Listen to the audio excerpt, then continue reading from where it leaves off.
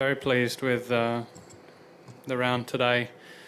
Again, a bit of a slow start, but built my momentum from 7 onwards and played fairly well from there. I didn't take any unnecessary risks and kept the ball in play pretty well. So kind of stress-free, but certainly felt good out there today and something to build on for the weekend. The game plan off the tee hasn't changed much. Some of the clubs you hit off the tee certainly have because the fairways are softer, but not to hit it in a different spot. I've still kept the same game plan in that respect.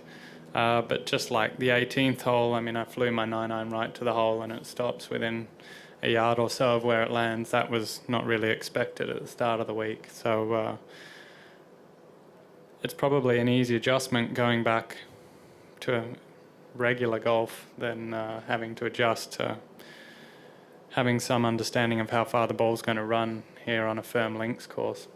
It's kind of a culmination of everything I've done over the last couple of years. I feel like this is the path I've been going down, and it just happens to have happened here that I've put myself in good position after 2 days at a major and first time at the Open in this kind of position going into the weekend. And I've seen it's been close all year. There have been lots of good rounds and a few, just the one every week that kind of sets me back. So getting off to the good start was important, but I think it's just, the practice adds up and eventually pays off. I don't mind watching leaderboards, but there's no real point to do it at this stage of the tournament. I'll probably have a look at some point tomorrow and see what's happening, but it's really not going to affect how I play the golf course tomorrow. If I'm having a good day or a bad day, I'm going to have to pretty much do the same things out there and try and take advantage when I'm in position to do so. Very hard course to force anything on, so I'm not going to change my game plan by seeing what somebody else is doing. It's a world-class leaderboard stacked up a few shots back, and I think no matter what the conditions are tomorrow, one of those guys is going to have a good day and make up ground. So, we certainly have our work cut out, Brant and myself, to stay ahead of that pack. If you're playing good on Thursday and Friday and Saturday and you're leading, you're playing better than anyone else that week. So it seems to make sense that you can go on to win because you're playing good.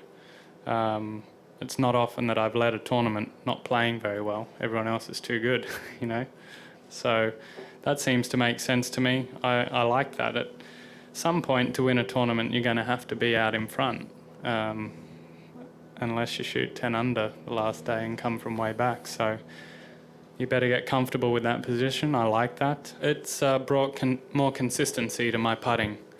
My putting with a short putter was so hot and cold, and before I switched it was more often cold than hot, so very frustrating to play well and get nothing out of a round. Certainly making the adjustment to putt with a long putter took a little bit of time, but was effective once I brought it out on tour, and I feel I putt much more consistent with it, which has a really positive effect on the rest of my game. It takes a little pressure off the rest of my game.